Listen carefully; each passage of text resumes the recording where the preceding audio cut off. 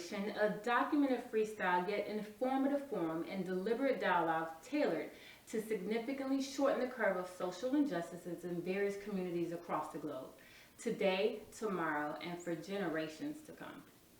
So, welcome, gentlemen. How y'all doing? Good. Yes, looking good in your black. Right. So basically we do have these gentlemen here, and we are going to have a very fluid discussion about what is going on in today's world. What is really going on in today's world? New world, free world, call it what you want, but in conjunction with Juneteenth, we want to take a moment just to celebrate freedom. And are we truly free? So we will start with Mr. Lim Collins. Hey, my name is Lim Collins, and I am from Taylor, South Carolina, which is in Greenville County. I am a visual artist. Well, I'm an artist, let's say that. I paint, I write, and I'm an actor. Yes, thank you for joining us, Lim. And we have Mr. Jonathan Blanchard. What's happening, everybody? I'm Jonathan Blanchard. I am a vocalist, a voiceover artist, a actor. I own a record store, yeah, an entrepreneur. Yes, thank you for joining us. A pleasure. Dad Paxton. Hey, I am Dad Paxton. Live in Decatur, Georgia, by way of Flint, Michigan. I'm an actor, producer, director, writer, and an entrepreneur. Yes, thank you for joining us. Jay White.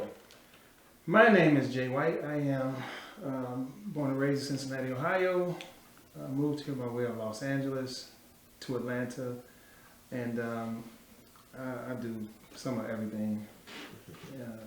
Yeah, I do some of everything, and I'm fortunate to do some of everything well. Yes, Good. yes, fortunate. Well, thank you for joining us, Jay.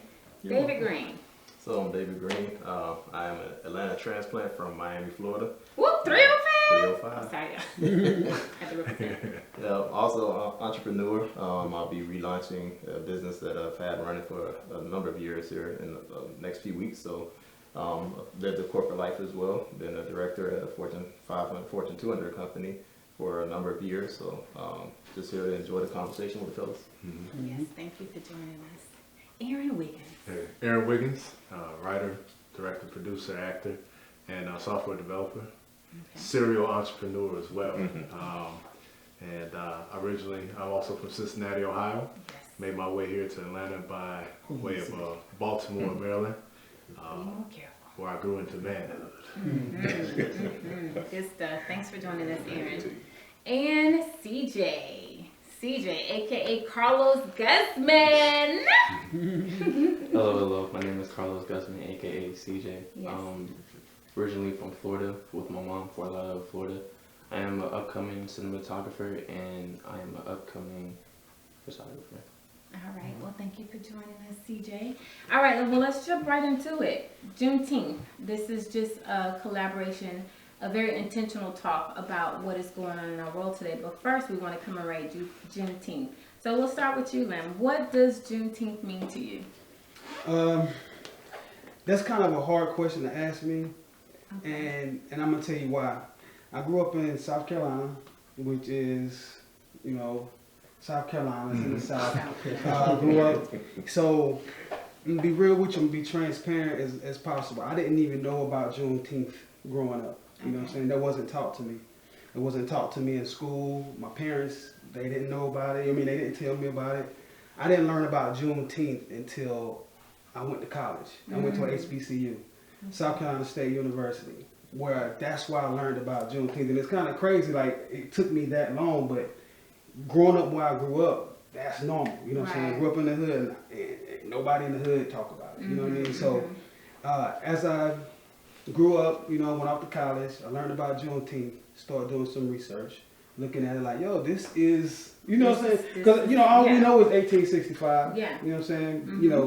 We was taught that, but, it wasn't highlighted. It wasn't nothing that was celebrated. It was overshadowed. You know what I'm saying? Like, people just didn't care about it, like, okay, whatever. So, but now as an adult, I do take it upon myself to teach my kids, my nieces, my nephews, to talk to them about it. So it does mean a lot to me because that date is very significant to us. So, but now I just want to, spread the word and make sure the kids don't have to learn like how I learned, you know what I'm saying, at a late age. Good, good. So just for those who don't necessarily know how to bridge the gap to what the holiday is, Jay, would you want to expound on Juneteenth, exactly what it is?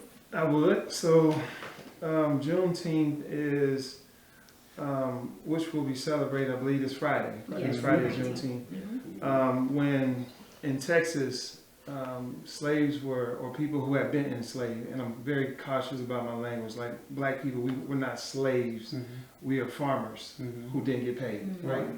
And we were enslaved, verb.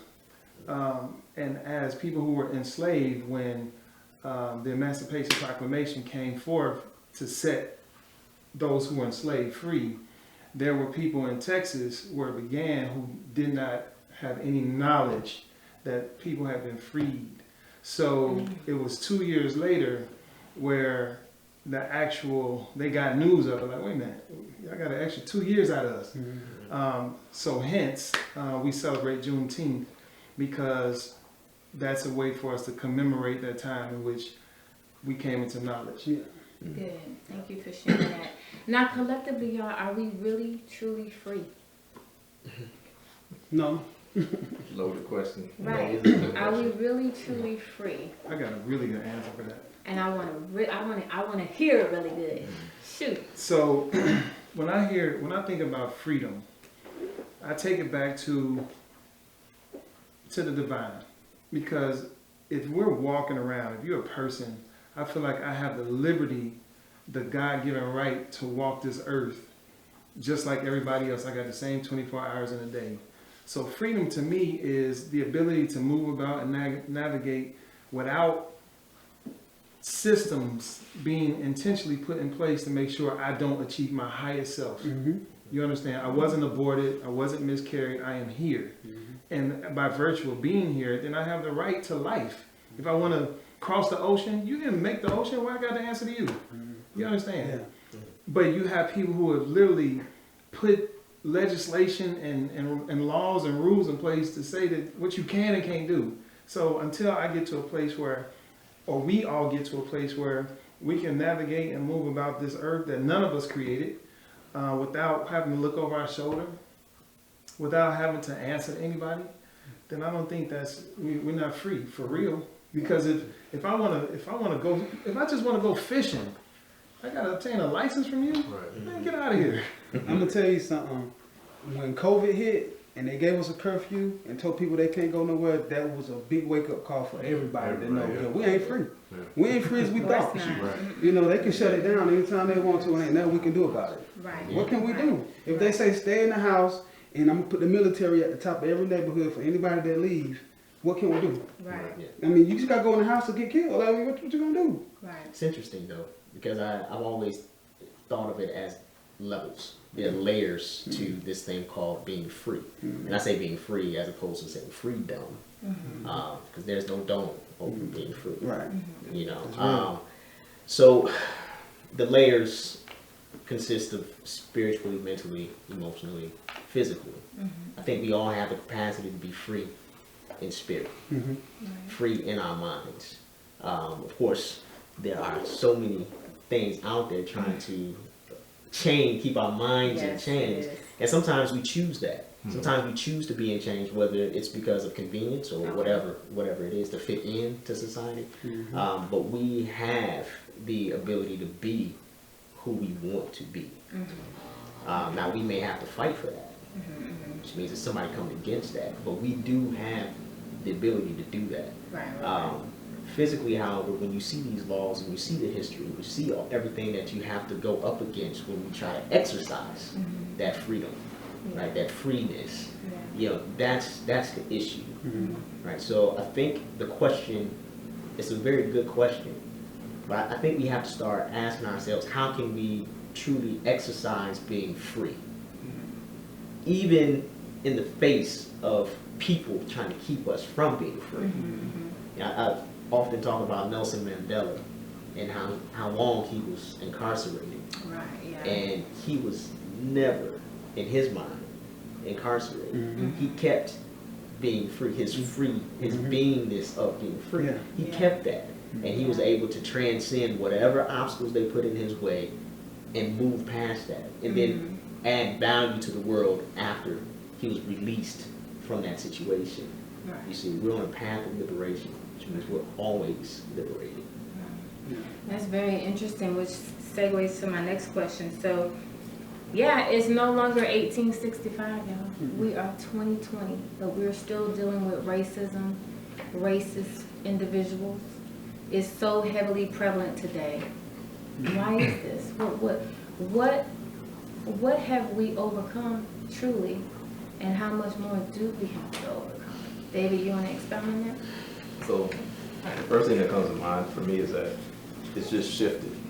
The racism was seen in 1800s in one way, as us being enslaved and black people being less than human. We're seen in different ways, and today it's just seen in another way. You see it in the corporate offices, you see it sporting events, you see it when you get on an airplane and look at who all is in first class versus who isn't in first class. You just see it in a lot of different areas that you just don't, if you don't pay attention to it, you won't think about it. It'll almost become a norm to you. Yeah, you get desensitized to it. Oh, yeah. Good. I think, Anyone? yeah. I think absent of color, it's strictly about superiority, right? Because, and I totally get it. Yeah. Who's to say if the shoe wasn't on the other foot and we were in power, that we wouldn't do anything that we had to maintain it? We don't know what that feels like, to have access to everything, this quote unquote freedom, or the idea of freedom. We've constantly been working towards that. We don't know what it is to dance without rhythm. We trapped in the beat, right? So everything that we do is about the come up, equality, right? Being able to have access. Now, if you have all of that, how quickly are you going to hand that over? So our equality looks like they're lost. And so whoever is in power is going to feel that way when it starts to slip. You lose a couple dollars off your job, that's some of your wealth leaving. That's some of your access and privilege leaving that you have been living by. And I don't know about everybody here, but we may have all come across some job loss, so we know what that feels like. Anybody who experiences that type of loss knows what it does for your family, the generation to come. And if not right then, that feeling, just the thought of what it could mean for your kids, for their kids, and all of that. So you're talking about letting go of that. Again, outside of color, that's... But it's also functioning from a position of lack. And that is a concept that is not indigenous to black people. I don't think that we would act that way. Right. I haven't seen anything in history that would suggest that we behave that way towards anybody, towards them as they behave towards us, because we come from a space of abundance, just based on geography. Yeah. Yeah. That's true. Those are some definitely a valid statement. Have any of you all, and anyone can chime in, have you experienced any racial tension, or be it on a job, in public, in an organization, at school? We have The question is, have we not? CJ, what do you have to say about that? Any racial tension? Definitely. I realized over my years of being in high school and graduating, I realized the difference between your color and depending on what grades you get, if you make the basketball team first, if you even,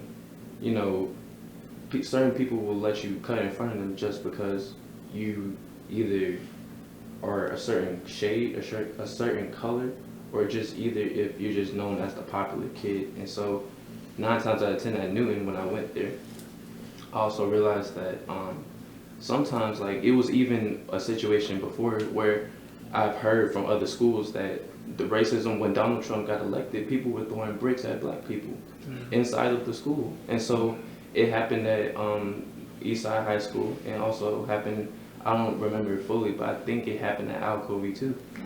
So I would just go to say that, yeah, I've definitely seeing the difference between, you know, like, wow, like, you know, how would I feel if I was that shade of color, and how would I feel if, you know, if I wasn't the color I am now, versus if I was on the, like he said, like Aaron said, on the other side of the boat and looking at it another perspective. Mm-hmm. Racism has become, well, it's always been something that's been psychological. As a black man, as most of you all, I'm sure all y'all can attest to, we experience racism every day. Mm-hmm. Just, I mean, to the point where it seems like a normal, regular day. Yeah. Anytime you can turn on the television and watch somebody that looks like you be slaughtered Mm-hmm. or lynched in your face, Mm-hmm. and then no one is called to task for it, Right. that's sending a message that you are less than. Yeah. If that is not racist psychological warfare, I don't know what is. Exactly. It's a barrage of it though, because it happens in a lot of different ways. Mm-hmm. I mean, because that's you know, brutality, Mhm. right? So now we're looking at brutality, Mm-hmm. but we look at economics, we can look at education, we can look at every system that we have to encounter in a day, you know, and we experience that same thing. I remember when my wife and I, we bought our house, first house, and we got it inspected and everything, and you know, you have to get the I can't remember the name of it. The appraisal. Thank you. Yeah. So we got an appraisal done, and the first gentleman that came, he was a brother. He came and gave us the appraisal. 2 houses that just sold down the street for particularly $250, right? Let's just say $250. So we were like, okay, cool. We got a basement. You know, they don't. We already know what our house is worth, right? Same square footage, everything. We end up going with another lender, had to get another appraisal. We're paying for this, right? This time it's a white guy comes. White guy comes, first thing he says to me when I open the door, how did you get this house? What? How did, do you And know? just as bold as Just as this one bold. be. He didn't feel nothing about it, right? Because he don't even know it's racist. He was like, well, do you know the owners? Are they family? Are they related to you? In your face. In my face. Blatant. He didn't feel anything about it. Like, it was totally So okay. normalized. Yes, It's no. not And see, but this is Yeah. and this is where it went though. We got the appraisal back, about $75,000 less than what we got. We got the appraisal for the first time. You see, so it's not just attacks. Like, we're looking at these attacks on television, right? And they're publicized.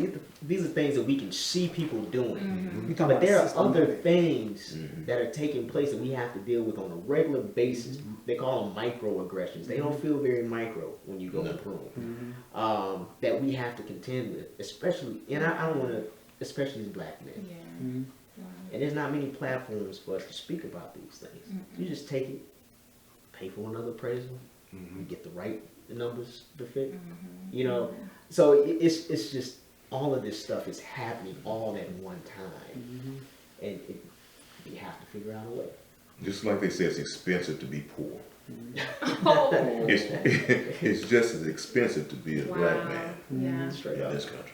Yeah, Wow. it is. So leading to my next question, with just a vast population, when they said the American dream. However, it appears that we, melanated people, brown people, minority groups, we're living what I like to call a nightmare, right? The American nightmare. So in lieu of that, you know, what are some things that can kind of differentiate the two? You know, where people say, oh, the American dream. What does that look like for us? I think Right? it's the approach to getting to that American dream too. I mean, we start out underwater trying to swim to the top, and then once we reach the crest of that, we feel like we've touched a part of the American dream. Whereas white people start off 10,000 feet above sea level. Already And ahead. that American Running dream is a start. total different Right. ship. It's attainable. Exactly. I mean, when I was a kid, I didn't know what the American dream was. All I knew was I had a dream to, you know, be more than my surroundings. You know what I'm saying? I didn't know what the American dream was, and all I knew, I saw athletes playing football on TV, playing basketball on TV, that was my dream because I knew that would get me out the hood. I knew that would make me rich, but I didn't know anything else. I didn't have any other ideas or any other plans, you know what I'm saying, to achieve the American dream because I didn't know, you know what I'm saying. Wow. So. All right. Well. And that's how I didn't even cut you off, but that's the dream they want us to have. Yeah. You know what I'm saying? They want us to have that dream because a lot of people don't make it in that dream and we end up somewhere else. Compartmentalize the Yeah. dream. Yeah. Just, you can have it, but you ain't gonna have it like we have it. Right. But you just stay right here and bounce this ball. Yeah, I'm gonna fund your and pitch dream. this ball. Yeah. And be in this sport, and then shut up and dribble. Right. And we'll have a few tokens spread throughout, but other than that, this is your arena. You stay there. Yeah. Where you going? You trying to get more businesses and you know, Kobe, do all of these different things. We want a piece of the pie. You know, these African American people have touched, and the American dream per se, have gotten really close to it and pretty much cross lines. But it's always going to be a reminder of who you are. And what you thought you was doing? Right. Is there really an American dream? That's why I was gonna get. I mean, I feel like it's such an illusion. I have Yeah. no knowledge of it. Right. Yeah. So that's all it is. I feel like it's such an illusion, even for white people. Right. It's an illusion, you know.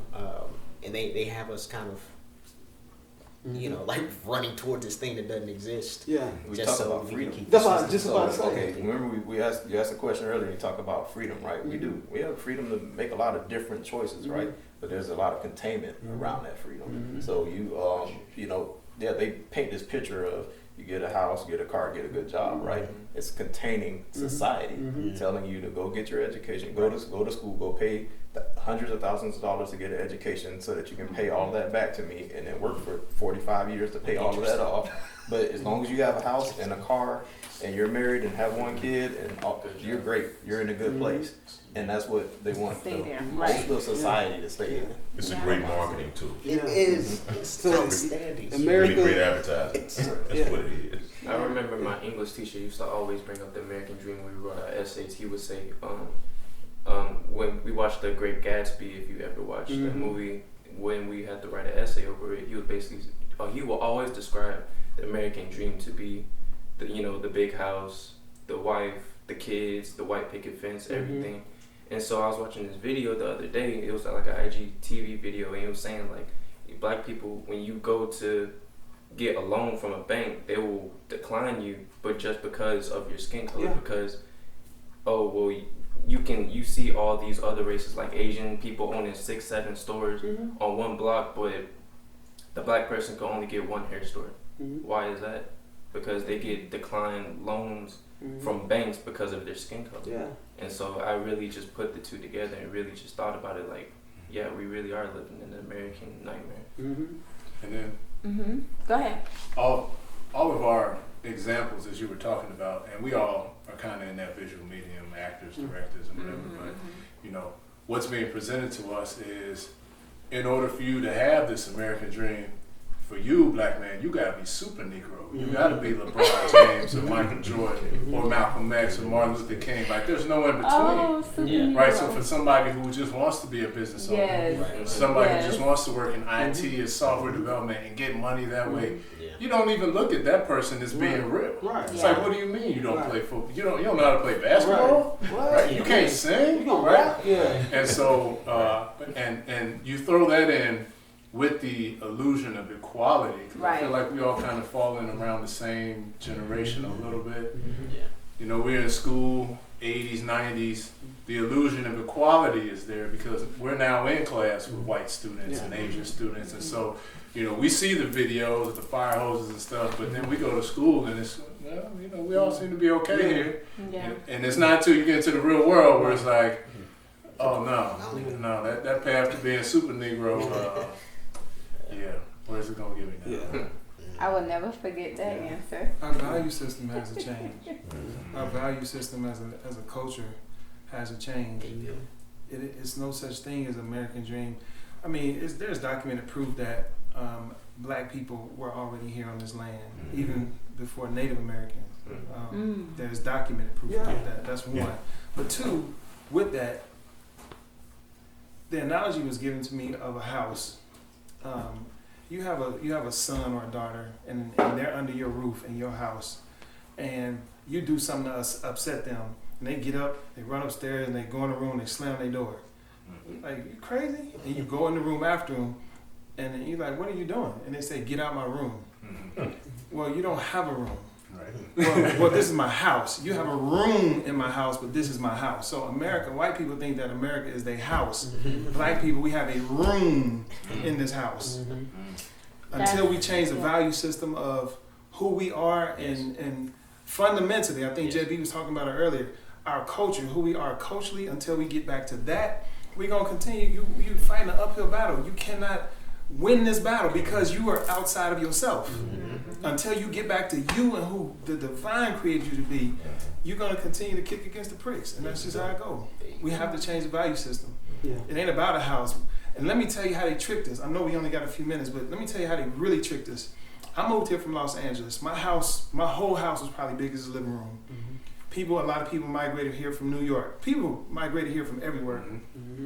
But I realized I moved twice into two really, really nice subdivisions, right?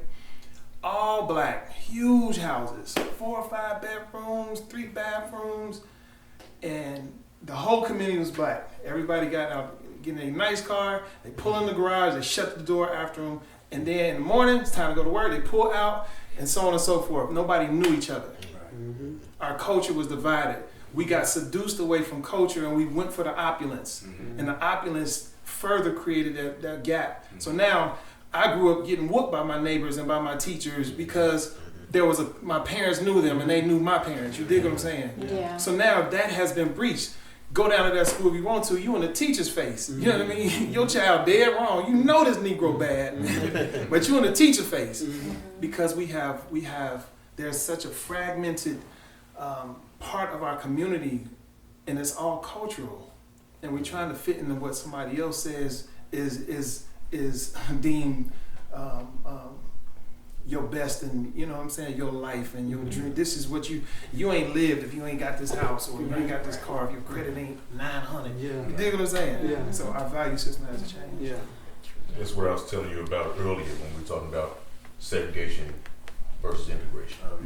Those are the changes. That's why so many, particularly black men, see integration as being something negative because of what it did to our community, how it separated or allowed for the division that we have now. A great movie, Claudine. If you ain't seen it, Yes. Claudine kind of tell the story. I just want to throw that out there. I'm gonna kind of like. No, this is all really good. This is really good dialogue.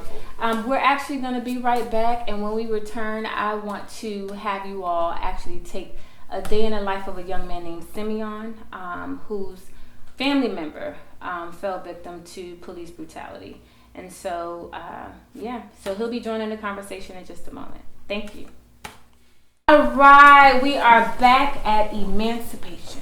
Thank you all for joining us, hanging in here with us. And of course, we have the fellas with us and a new guest that has joined us via Zoom, Mr. Simeon Days. Thank you for joining us, Simeon. Hey, thank you for having me. Yes. So what we wanted to do, because of course we wanted to commemorate Juneteenth, which we know that's our, and just, Jubilee, freedom, and all that good stuff. But I heard that you had a story that was not so friendly, so happy, and it involves police brutality. And so if you could just take a moment, please share with us the incident that happened with you in regards to your family member. So this actually happened, I believe, last week. And my older cousin, who was in Atlanta, Georgia, Clayton County to be exact, he went to the gas station to get some gas. He went in the gas station to purchase something. I'm not sure what it was. While he was checking out, he witnessed the police harassing someone else outside of the gas station. They apparently had someone in cuffs up against the truck. So naturally, he and the clerk of the gas station, they pulled out their phone. After talking to him, he was saying just with everything going on, he felt like as just a black man, it was his duty to, at very least, record what was going to happen. So he pulled out his phone and started recording from inside the gas station. Somehow the police caught wind of him on his phone recording them, and they literally stopped what they were doing. They stopped harassing who they were harassing. They left him in cuffs and walked inside and told my cousin that he needed to put his phone away. So he puts his phone down and he walks out the gas station. I think he had actually just bought like a pack of cigarettes. He walked out the gas station and his first thought was, I don't want to get into my car and drive away and have them follow me wherever I'm going. Apparently Clayton County is known for police following innocent people. So he actually said like he was staying maybe 20 seconds away from the gas station. So he felt like he was just going to wait it out and then he was going to walk to where he was staying at and then just come back and get the car later. So as he walks up the gas station, the police follow him outside and they try to make him give up his phone. So he's unwilling to give up his phone. It transitions to now they slam him on the ground and four of the cops, they jump on him and they keep reaching for his phone. One cop tries to grab his arm and place behind the back and place him under arrest. And he keeps like yelling, I didn't do anything. Why am I being arrested? And so one of the cops started to tase him. He was tased at least 4 times. And actually what was very, alarming was that in the video, you can see the first 2 times he was tased, he didn't give the police the reaction that they was looking for. So they actually cranked up the voltage on the taser. You could see him crank up the voltage. And they tase him again, and it sounds like a gunshot just went off. And he screams. While this is all happening, they get his phone, they smash his phone, and apparently somebody on the other side of the gas station was recording it. And to his recollection, he keeps saying he kept hearing them say, suicide watch, suicide watch. So this fear began to grow that they were going to actually take him somewhere, kill him, and then say that it was suicide. Wow. So they tased him, they arrested him, and then actually upon bringing him to the jail, they do put him on suicide watch for the night. So he's robed up with a bunch of mentally ill people inside, all white see-through robe in a room that he says just smelled like piss all throughout the air, and it really jarred him mentally. They also on top of that, they slapped him with 7 different charges and posted his bail at $19K. If that wasn't disheartening enough, he was able to get out on bond, but that $19K he actually had stored away for his wedding that was coming up. So now he's worried about how he's going to be able to still get married because he has to pay this $19K for charges that were just put on. So Simeon, tell us where you are, where you're from. I'm in South Carolina and I was born and raised in South Carolina. Okay. Yeah. And what do you do for a living? I'm an actor, I'm a writer, and I'm an activist. Okay, good. And this incident happened in Georgia? You mentioned Clayton County? Yeah, absolutely. So in light of this situation and shortly after hearing about what happened, what are your thoughts? What are your feelings as far as next steps? Now that it has literally been in your backyard, what is the next step for you? For me, because it's so personal, one, I'm trying to make as much noise possible, We've actually had run-ins, my family, with the police for a very long time, especially his family. They have a very dark history with the police. And unfortunately, we've been placed in a position to where we'll just make sure that you're still alive and then we'll keep quiet about it and chalk up our blessings. But at this point, I was like, no, we can't continue to keep quiet about this, especially when you did nothing wrong. My push for us as a whole, as far as solutions as a people, may be a little bit different. I think that it's important for us as we start looking for solutions, we really understand what it is we're up against. And what the police force actually was since its inception, right? This isn't surprising behavior, but because it's happening so frequently and it's on our phones, now we're really emotionally attached to it because now we feel it. We're connected to all these different cases of police brutality. But from its inception, especially in the South, the police was formed as slave patrol. So unfortunately, I do know police officers, but within the fabric of the origin of it, it's deemed to look at Black people differently. So I really want us as a people to assess the type of force that we're dealing with here, and understanding that we're not fighting to fix a broken system. The system is doing what it was designed to do. The system is working optimally. I don't know that it's our job to fix it. I think it's more so our job to imagine and strategize and plan a way out of it. Got you. Got you. And I'm sure that there is a great deal of trauma that your cousin is enduring now, especially, you know, moving towards celebrating matrimony, and now you have to spend those same dollars on bail. How is he doing mentally? He's doing as well as he possibly can. You know, he was released the next day, and he has been back to work. I think that just with everything going on, he hasn't had really the time to slow down and continue to process, so he's still processing. He just was saying that, you know, he was very scared of his life, you know, being the fact that this was a time where he actually did nothing wrong, but we ended up here. Is there talks of lawsuit? Is there a talk of lawsuit amongst your family members? There was an attorney who decided to actually jump on the pro bono, and then we just received confirmation today that they changed their minds. So we're just, I guess, strategizing another way to move forward. But he's very much aligned with me. Like, he's saying he wants this to get out there. Like, he wants people to know what happened. He doesn't want to go out quietly about this. Well, we do have some gentlemen here that can offer you some encouragement. This is a community where there's not much that we can physically do, you know, but we want to push the agenda to join forces and link arms in helping you as an African-American male, as well as your cousin being an African-American male. And I'm going to let a few of these, 2 or 3 of these gentlemen, just expound on your situation and let you know that you are most definitely a part of a community here.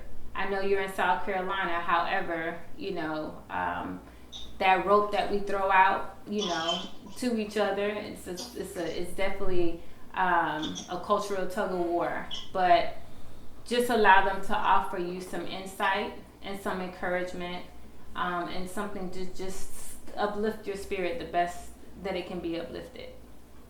Any of you want to expound on this story or this situation, or offer some encouragement to Simeon?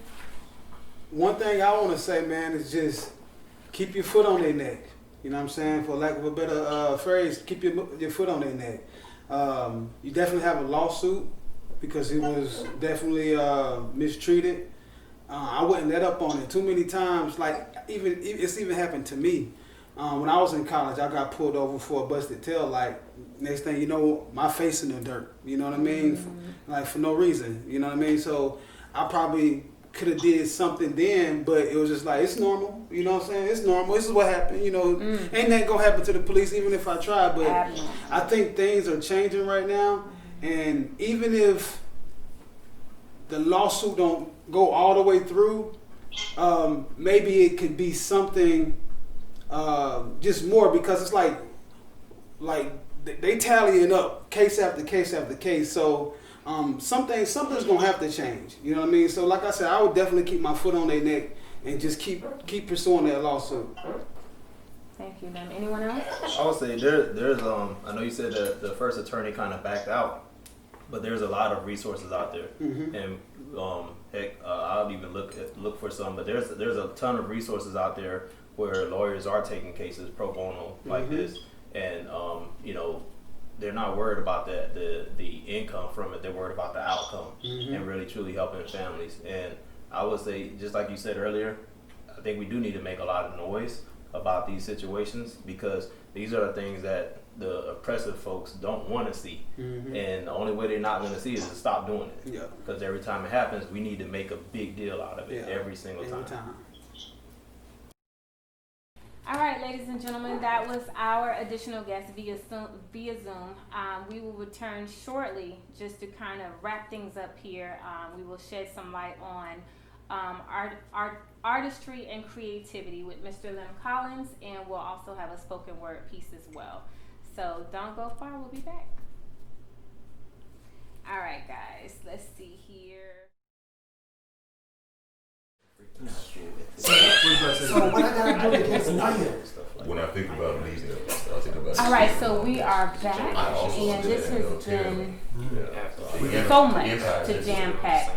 But our goal is to educate you as an African American community, as a multicultural community, to know what it is that we can do to really truly be free. So we commemorate Juneteenth, and on our way out, we want to go ahead and introduce Mr. Lim Collins. And he's a visual artist and exceptional, if I must say so myself. And he has a myriad of pieces, of which he was able to do his own art exhibit. Yes, I said it.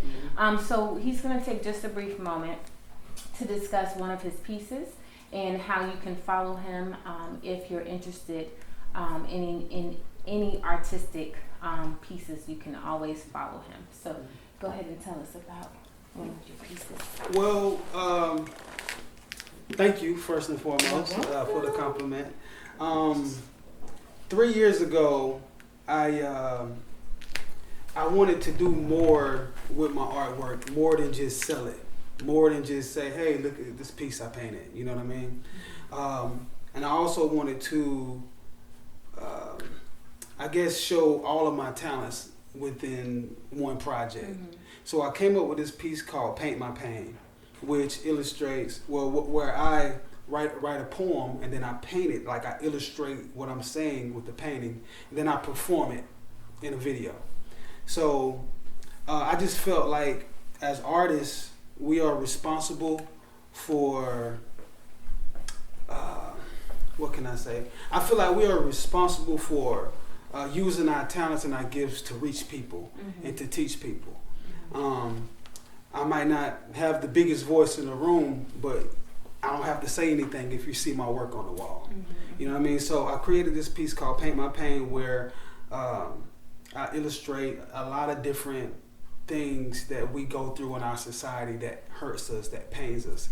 So if you go to my website, I have one of the projects on there now. It's going to be, it's like a documentary with 4 different spoken words pieces with 4 different paintings that goes with each of those poems, and I perform with all of them. So I have the first one on there now. It's called When Is It Time? And it's basically about, you know, when is it time as a people for us to stand up and do what we got to do? And when is it time for America to see us for who we are? But, you know, we at this point we don't care about going what America's seeing us for who we are. We're going to Belize. You know what I'm saying? We're going to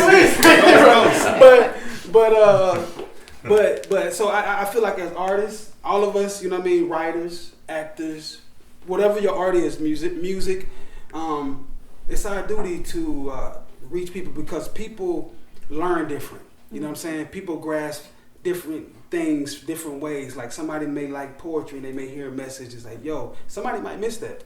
But then they can look at a painting and say, yo, this, you know, or in a song, or captivating. And then as actors, you know, you can pretty much choose the roles you want. You know what I'm saying? So let's try to put ourselves in position to play roles that's gonna, you know, touch somebody. You know what I'm saying? Not just a regular role that's gonna just be nothing, just a paycheck. I mean, I know we gotta do what we gotta do to get paid, but at the same time, let's try to put our art out there in a way that we can reach people, we can touch people, we can help people, and we can heal people. And that's what Paint My Pain is about. It's about healing people and also about teaching people. You know, I mean, and that's just is what it is. Paint My Pain. Go to my website, limcollinsart.com, or you can just go to my Instagram page, and it'll direct you to everything. And it's I am Lim Collins on Instagram. Yeah. Well, I commend you and I thank you for that, sharing that. You know, because sometimes people sleep on messages through art, and you just can't. You know, it's in your face. You know, and a lot of times I believe that that's just how you can just release that too. You know, some people are like, how can I release this? How can, you know, that's what's been going on. Like, it's just, I have to log off of social media because I'm just so heavy. It's crazy. And it's very overwhelming, especially for his generation. Outrage, you know, that could be depicted in your paintings and your artistry. So thank you for sharing that. CJ, we're going to have some last remarks from everyone, and then we'll have our spoken word piece from Mr. White.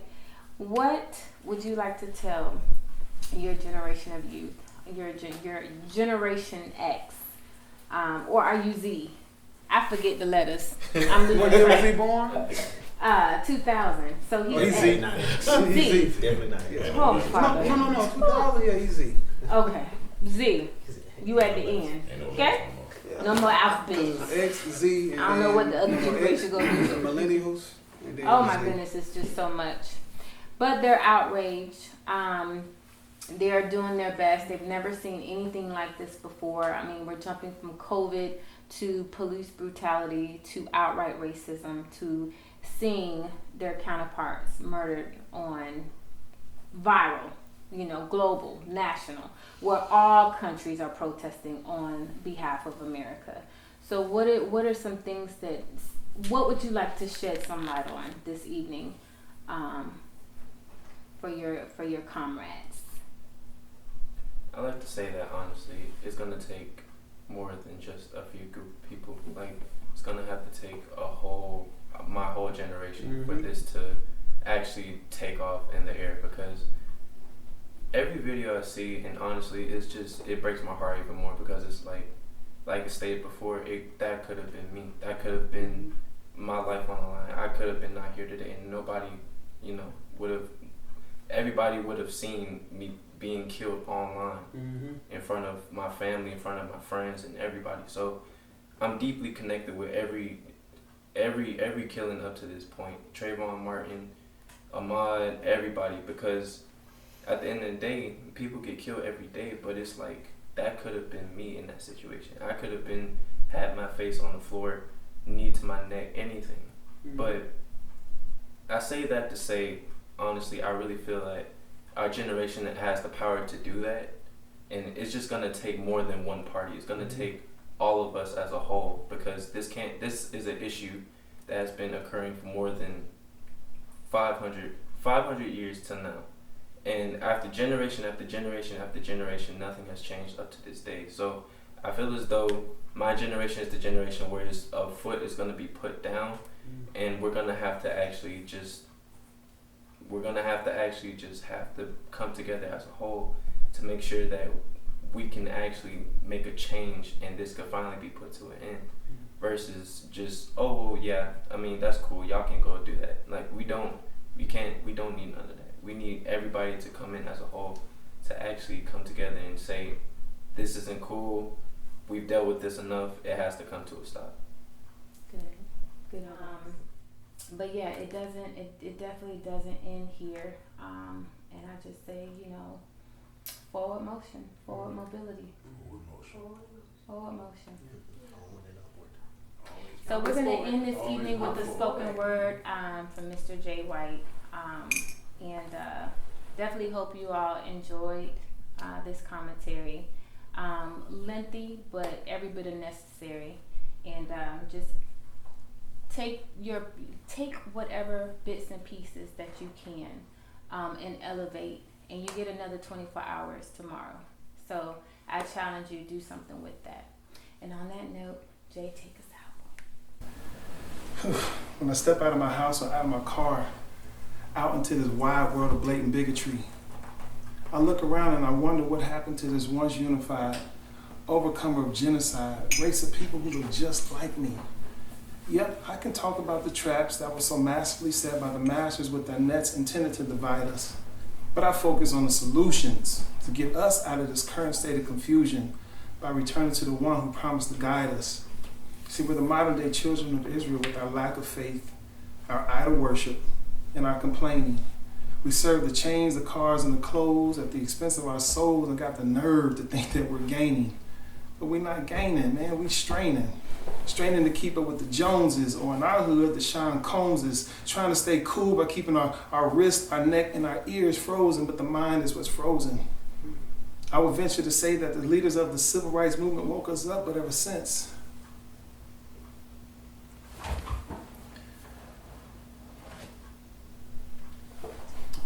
we've been dozing, and I didn't ask for this to be so passionate, but I've been chosen to mobilize a nation of people whose eyes have been closed and well back together again, those fighting spirits that have been broken, and nothing about the look in my eyes should make you think that I'm joking. I'm not. I'm pissed, and I'm hurt. We don't own nothing. Explain to me how we, the people who created beauty, how we have permed and weaved to look like other cultures, but in their scalp not a kinky or a coarse strand, and we wonder why Alzheimer's and dementia is on our CAT scans, and to me perfect and purposely eclipsing God's unique creation to me makes us worse than the Klan.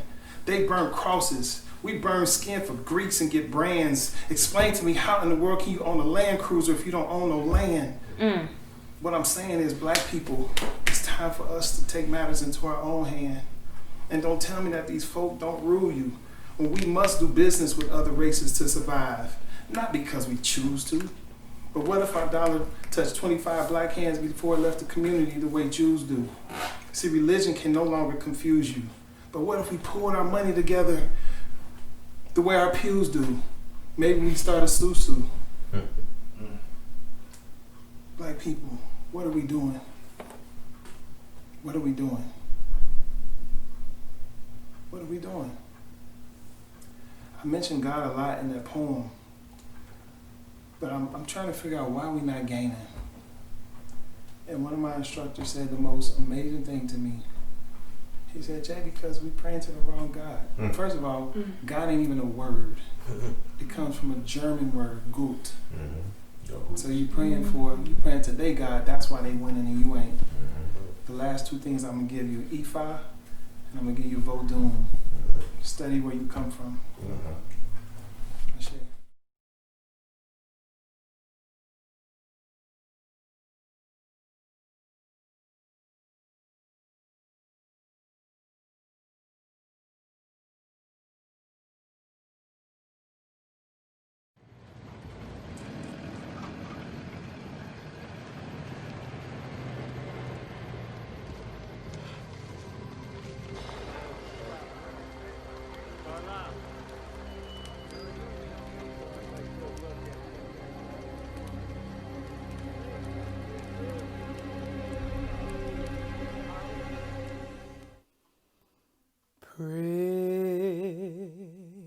Precious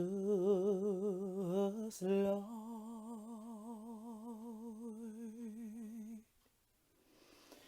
take my hand, lead me on, and let me stand. I'm tired.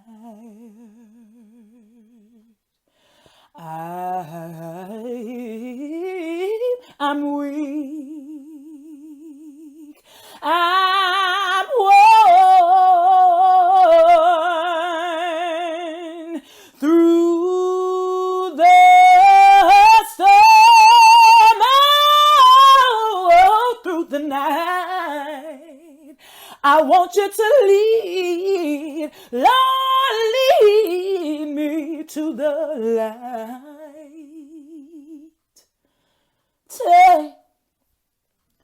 Take my hand,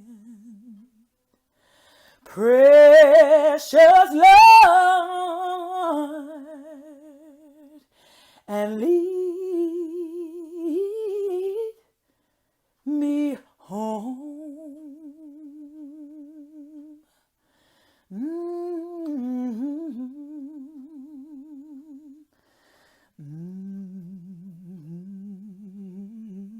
And he's running right now. There he goes right now. Okay, what is he doing? He's running down the street. Oh,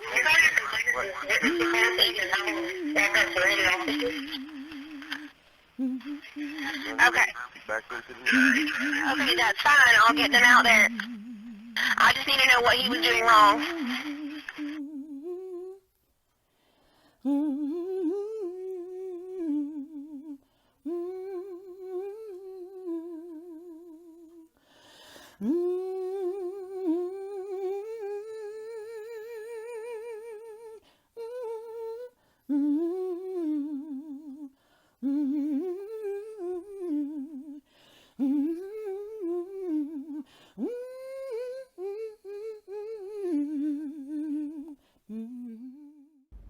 How do you feel knowing that this country doesn't belong to you any longer? I mean, what do you think of that?